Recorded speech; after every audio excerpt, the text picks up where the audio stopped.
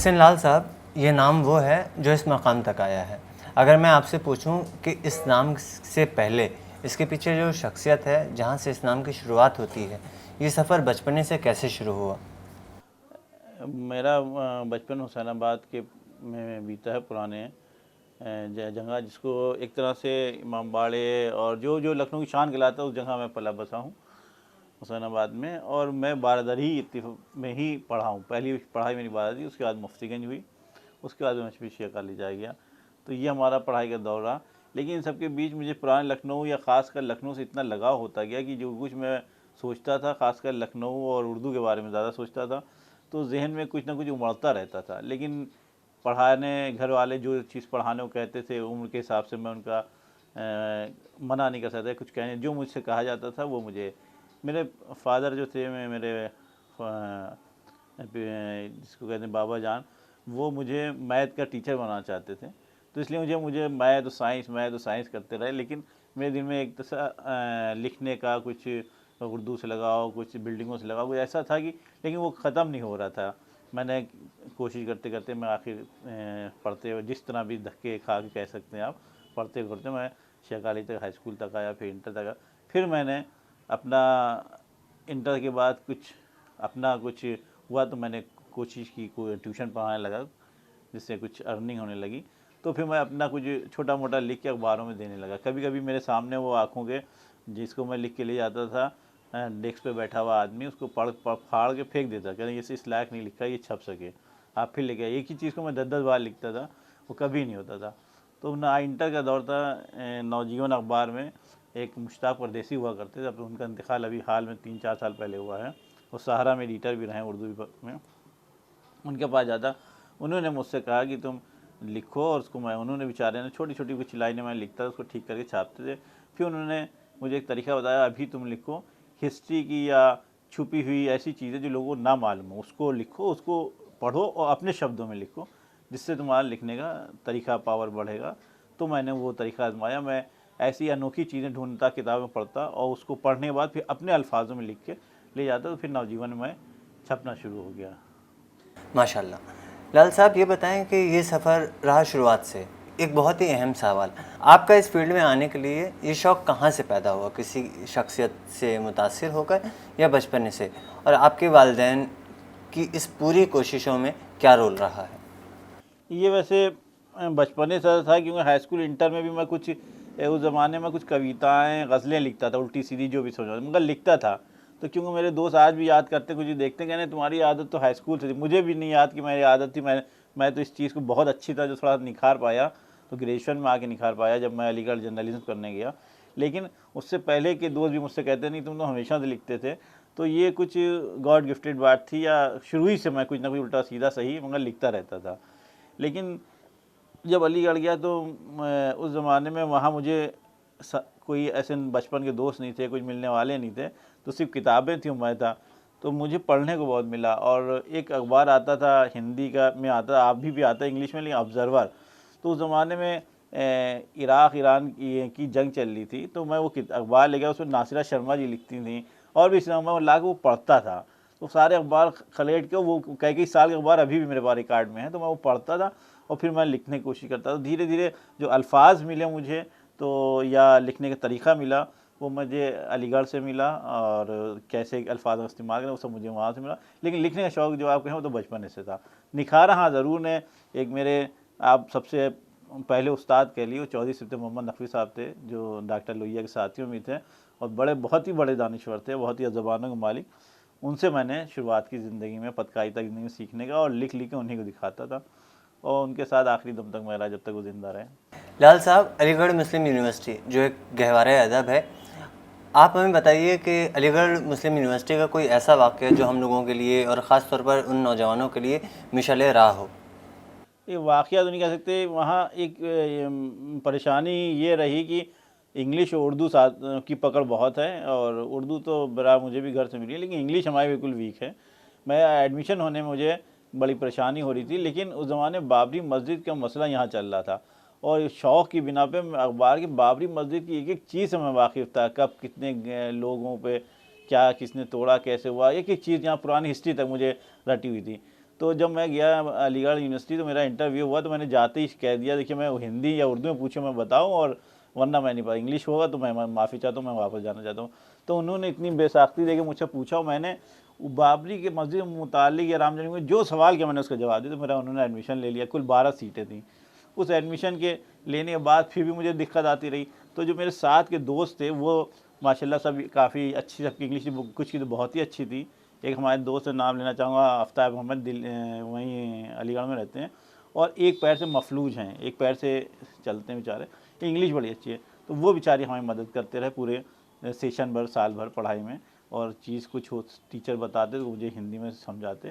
तो इस तरह यही एक है। बाकी तो लड़कों की उम्र के जो वाक़यात, हंसी मजाक, तफरीवादी, वो तो हमारी चला करती थी, घूमने फिरने के, कि शिमला जाना, इधर जाना, टूर के, वो सब होता रहता।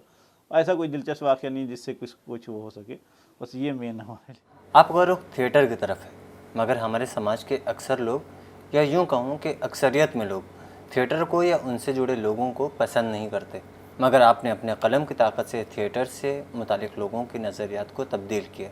अपने इस सफ़र के बारे में हमें बताएं।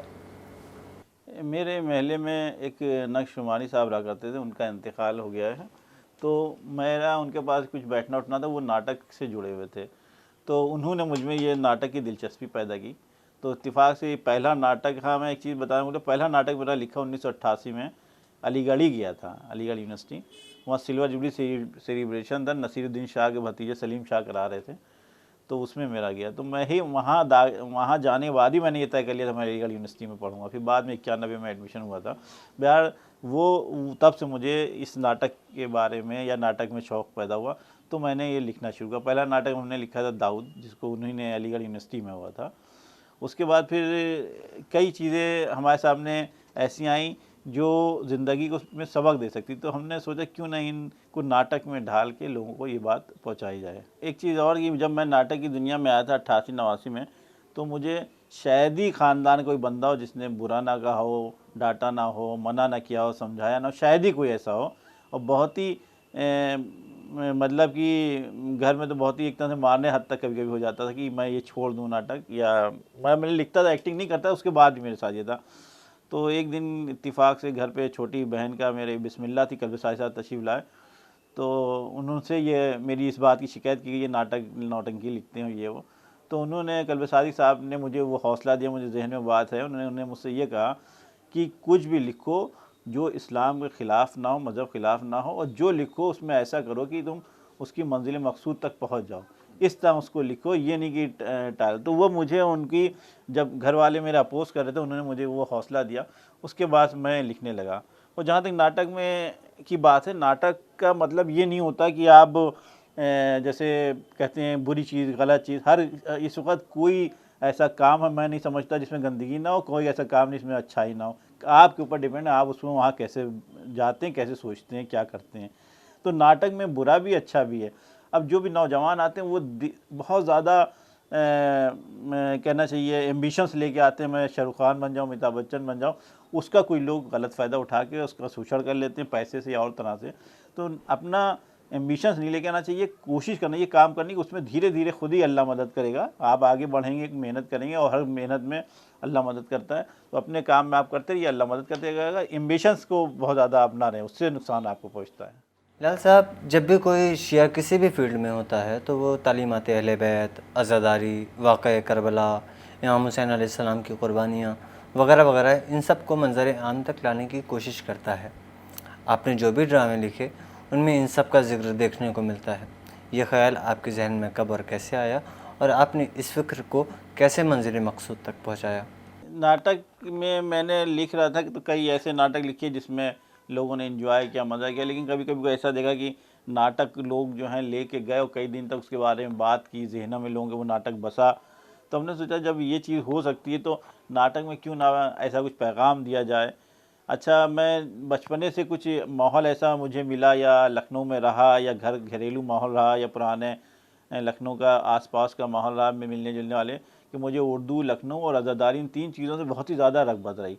आज़ादारी का मतलब इमाम हुसैन का वो पैगाम जो दूसरों तक नहीं पहुंच पा रहा है, बस हम खुद ही सुनते हैं, खुद ही रख लेते हैं।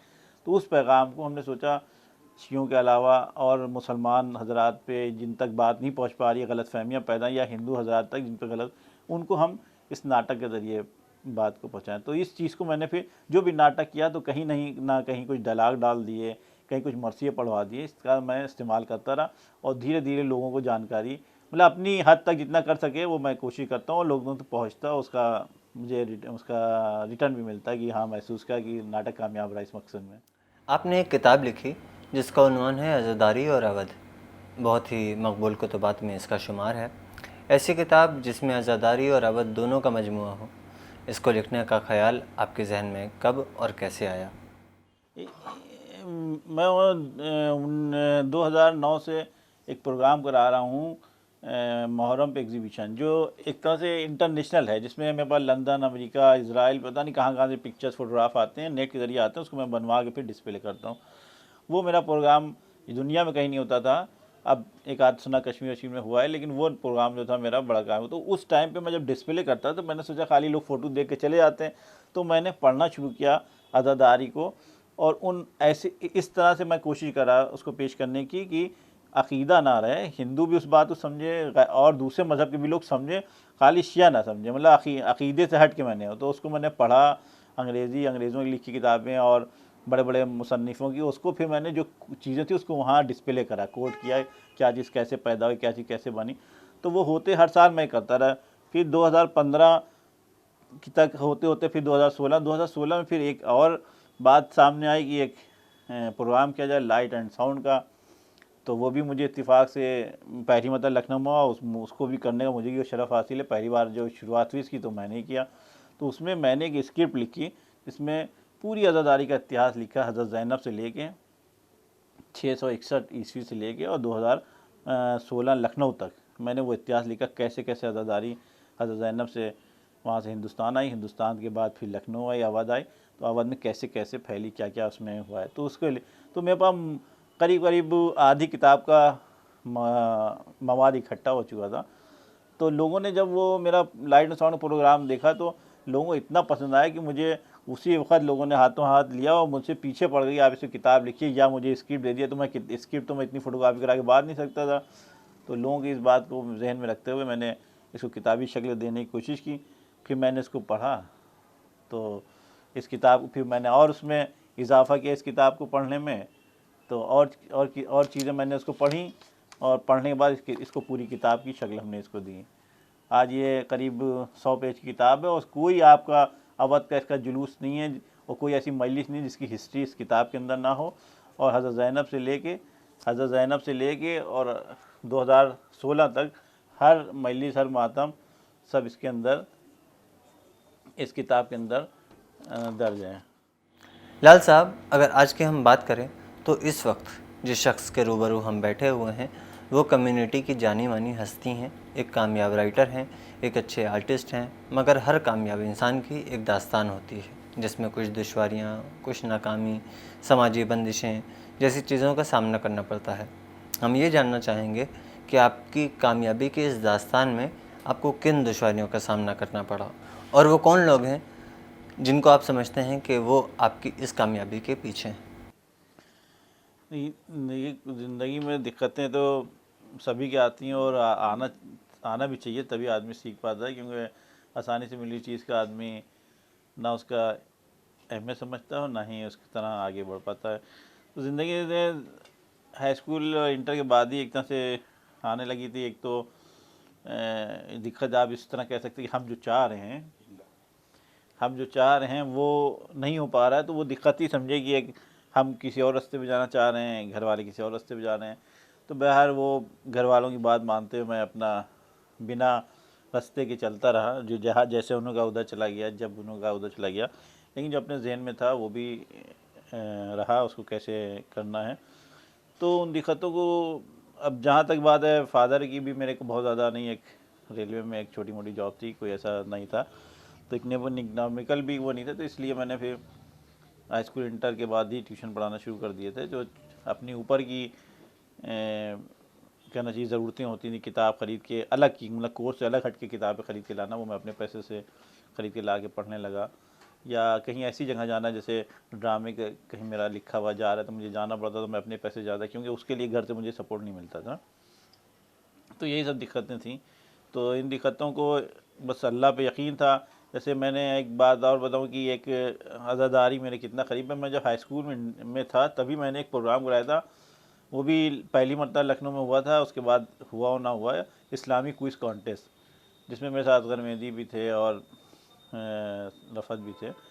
तो उसका मकसद ये था कि स्टेज पे मैं एक सवाल पूछता था और लोग उसका जवाब देते, उसमें जो इनाम मिलता। उसके लिए मेरी कामयाबी 3 साल का रहा, उसमें कामयाबी रही कि मौलाना रज़ा साहब जो कलबजारा साहब के साथ रहते हैं, उन्होंने हमारे के यहाँ पहली मरतबा, तब वो मौलवी नहीं पढ़ते थे, तब उन्होंने हमारे के यहाँ थर्ड प्राइज़ सेकंड वाले प्रोग्राम में जीता। उसके बाद वो उनका प्राइज़ आज भी दरगाह जाने में शाहगंज से जब दरगाह आप जाएंगे रास्ते में जो इमाम बाड़ा पड़ता है कसर सैनी शायद नाम है, वहाँ अभी भी वो उनका प्राइज़ रखा है। उसके अलावा हमारा प्राइज़ हिंदू जीता, उसको ये हुआ कि वो अलीगढ़ पढ़ने चला गया, तो हमारा मकसद इमाम हुसैन का पैगाम इस तरह गया। तो इत्तेफाक से मेरे उस ज़माने से मेरे ज़हन में, लेकिन ये परेशानियाँ आई तो मैं साइकिल से कैसे करूँ प्रोग्राम। तो मैं एक बात बता दूँ, थोड़ा सा सांस का मैं मरीज़ हो गया, तो मैं उस प्रोग्राम के लिए साइकिल से पूरे लखनऊ में दौड़ता था और 50-50 100-100 रुपये लेके इकट्ठा करता था। वो प्रोग्राम उस जो मैं करता उसके लिए मैं डाइट भी बहुत खाता था, लेकिन वो 50-100 रुपये करके 89 90 88 में, 88 के आसपास, तो वो प्रोग्राम मैं करता था। 3 साल मैंने किया इस इस्लामिक क्विज़ कॉन्टेस्ट के नाम से। तो वो मेरी अल्लाह ने मुझे कामयाबी दी। फिर धीरे धीरे इसी तरह और भी आगे कुछ बढ़ा, तो काम अपना कर रहा था। तो मेरे वालिद साहब का भी 94-95 इंतकाल हो गया, कहा जाए। घर भी अपने पास नहीं था, फिर घर भी अपना वो देखना था, नीचे छोटे भाई बहन उनको भी देखना था। तो भाई अल्लाह मदद करता रहा बहर। तो जो भी एक छोटा सा ऑफिस चलाया एडवर्टाइजमेंट का, जिसमें मैं छोटी एडवर्टाइजमेंट स्क्रिप्ट लिखता था जो ऐड में इस्तेमाल होती हैं। कुछ उस ज़माने में एजेंसियां कम थी तो लोग मेरे पास लिखवाने आते थे, तो मैं लिखता था। और पेपर न्यूज़पेपर ऐड मैं डिज़ाइन करता, ये काम से मैंने थोड़ा घर का वो करता रहा। फिर इत्तेफाक से धीरे चलता रहा। फिर मेरी परेशानियों में साथ देने मेरी अहलिया आ गई। सन 2000 में मेरी शादी हुई। वो इत्तेफाक से वेल एजुकेटेड थी और सीमेंस में जॉब करने लगी। तो उनके सपोर्ट से और हम लोगों ने मिल के फिर एक अल्लाह ने मदद की, एक घर ले लिया।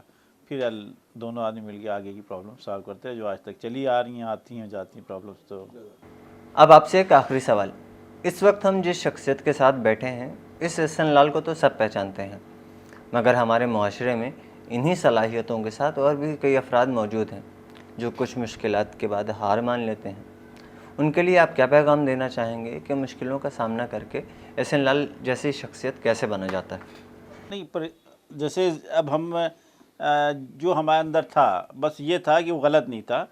बस ये चीज़ आपको सोचना, वो चीज़ इस्लामी नज़र समाजी नज़र से गलत ना हो, तो फिर गलत तो गलत ही होता है। तो वो हमारा गलत नहीं था, और जो इस तरह के लोग हमारे सही साथ में थे उस चीज़ में हमें हौसला देते थे।